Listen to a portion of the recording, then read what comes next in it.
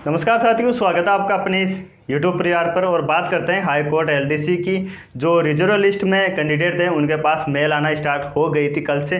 कल मैंने वीडियो बनाया था इसी के रिगार्डिंग। उसके बाद में कई साथियों जो कॉमन कमेंट थे वो उसका अपन इसमें बात करेंगे कि जो कितने पदों पर है, कितने नंबर तक बुलाया है वो, और प्लस बात ये भी करते हैं कि लिस्ट कहाँ मिलेगी, पीडीएफ इसकी जो है वो बात। और बात ये भी करते हैं कि मेल आईडी नहीं है, डॉक्यूमेंट्स नहीं है हमारे पास, जैसे कि कॉल लेटर है वो नहीं है, उसके रिगार्डिंग क्या हो सकता है वो। प्लस बात एक चीज़ ये भी सामने आई है कि जो ओबीसी हैं, ओबीसी की जो सीटें थी उसमें जो है एमबीसी कैटेगरी जो विद्यार्थी हैं उनको सीटें दी गई है 20।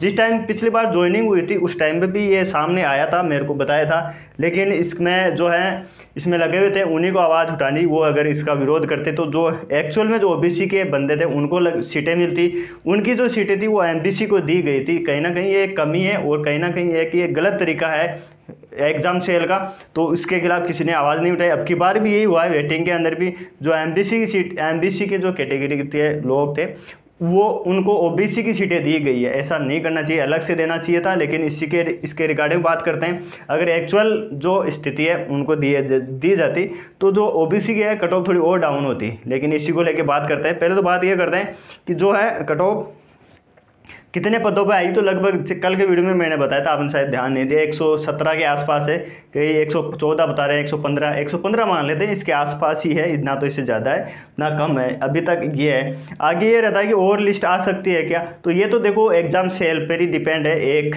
और जारी करता है, 2 करता है, कितनी कर सकता है। एक उम्मीद बनती है कि हाँ अब और जारी कर सकता है, अगर उसको ज़रूरत पड़ेगी, उसको ज़रूरत लगेगा, महसूस होगा कि नहीं यार अभी और अपन को करना चाहिए, हम नई वैकेंसी जारी नहीं कर सकते, नोटिफिकेशन नहीं निकाल सकते, अभी सुप्रीम कोर्ट में मैटर चल रहा है उसके रिगार्डिंग, तो ऐसे वो एक पे भी रुक सकता है।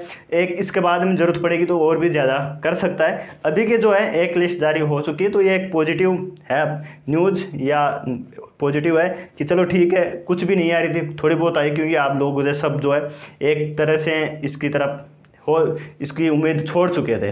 बात करते हैं कट ऑफ कितनी डाउन हो सकती है, तो ये एक सब कैटेगरी अलग अलग है।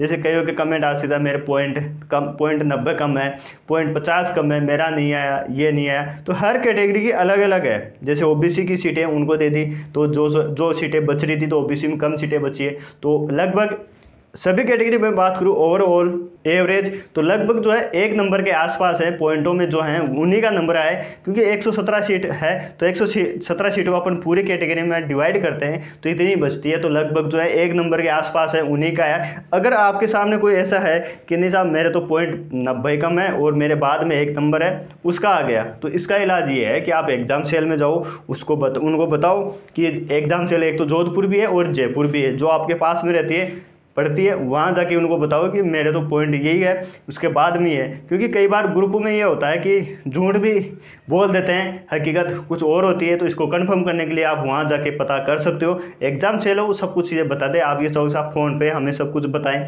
फ़ोन पर तो पॉसिबल है नहीं, शायद ही बताएं, फिर भी अगर आपके फ़ोन पर बात होती है तो आप पूछ सकते हो वहाँ से कि जो है कितनी कट ऑफ गई है। अगर PDF जारी करते तो पता चलता अपन को कि इतनी PDF में इतने कट ऑफ ये करते, इस वजह से उन्होंने PDF जारी नहीं किए, मेल ही भेजा है सबके पास।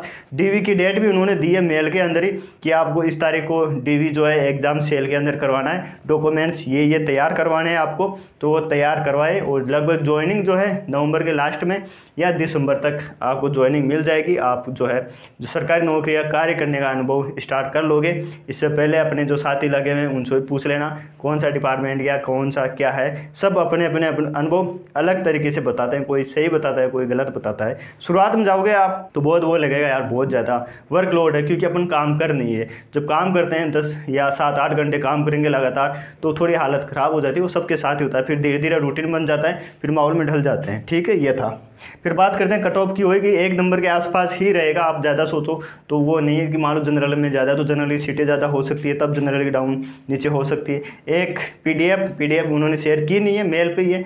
जिनके पास मेल आईडी खराब या मेल नहीं है या मेल जो है गलत डाल डाल दी थी फॉर्म के टाइम पे, तो उनका क्या है, तो एग्ज़ाम सेल जाइए आप, एग्ज़ाम सेल पे जाके पूछेंगे तो वो सब कुछ बता देंगे आपको कि आपका हुआ है कि नहीं हुआ, आपके कितने नंबर है। रोल नंबर तो याद होगा आपको, तो रोल नंबर याद है तो आप वहाँ पे जाके सब कुछ पता कर सकते हो। जिन साथियों के पास call letter, typing call letter, exam call letter या एप्लीकेशन फॉर्म नहीं है, उनको भी परेशान नहीं होना है। एग्जाम सेल है वो प्रोवाइड करवा देगा आपको। पहले की वीडियो में मैंने बताया था कि एग्जाम सेल है, किसी को बाहर नहीं करेगा। वो तो जो है प्रोसेस होती है वो एग्जाम तक ही होती है, फिर उसके बाद में अगर सेलेक्ट हो जाते हैं तो उनको भी पता है कि ये अपने जो है अब स्टाफ ही बनने वाले हैं, तो स्टाफ के साथ उसी हिसाब से कोऑपरेट करते हैं जिस हिसाब से वो और अन्य जो वहाँ के मेंबर अब आपके साथ स्टूडेंट की तरह व्यवहार नहीं करेंगे। अब आप स्टाफ के मेंबर होने वाले हो, स्टाफ बनने वाले हो, लगभग बन चुके हो, तो उसी हिसाब से वो आपके साथ व्यवहार करते हैं। तो आप जो भी हैं डॉक्यूमेंट्स में कुछ कमियां हैं या है वो बनवा सकते हो। अगर कॉल लेटर यही नहीं है आपके पास मान लो, तो आप वहाँ जाके प्राप्त कर सकते हो। ये जो ओबीसी वाला था, अगर ऐसा हुआ है तो आप मुझे बता सकते हो। अगर कोशिश रहेगी अपन कि इसके संबंध में कुछ कार्रवाई की जाए, क्योंकि ये गलत है। देखो अपन ये नहीं चाहते कि साहब, अपन ये भी नहीं, इसका विरोध नहीं करें कि एमबीसी की थी, एमबीसी के साथ अलग से प्रावधान होना चाहिए था, उसमें से देने चाहिए थे, नहीं कि आप ओबीसी में से ये दे रहे हो। ये बात न्यूज़ सही है तो आप मुझे कमेंट कर सकते हो, आप मुझे बात भी कर सकते हो। जिनको पता है कमेंट करें, मैं उनको नंबर शेयर कर दूंगा, बात करोगे, इस चीज़ को अपन आगे रखेंगे, क्योंकि गलत का विरोध करना चाहिए। गलत आज अपन सहन कर रहे हैं तो आगे और ज़्यादा होगा, फिर क्या होगा, फिर अपन सोचेंगे अरे यार उस दिन बोल देते। तो देखो अभी तक कुछ नहीं हुआ, ऐसे अगर विरोध करेंगे, बाहर अपन बात रखेंगे तो इसका समाधान जरूर होगा।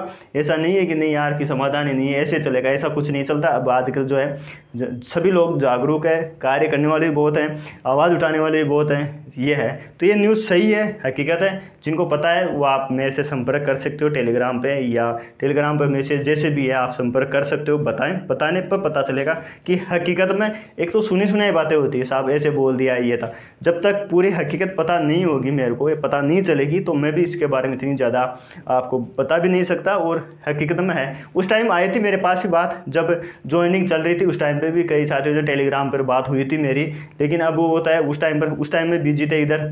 अब जाके पता चला कि और ये एक न्यूज़ और आई है कि नहीं साहब ऐसा कुछ चल रहा है, तो आप इसके बारे में भी वीडियो बना के बताइए या फिर अवगत करवाइए, या फिर आप क्या कर सकते हो वो। ठीक है साथियों, और कोई कमेंट हो आप ये कर सकते हो। तो बाकी चैनल पर नए हो तो चैनल को सब्सक्राइब जरूर कर लीजिए। ठीक है साथियों, आज और अभी के लिए इतने, मिलते हैं नई वीडियो में। जब तक जय हिंद, जय भारत।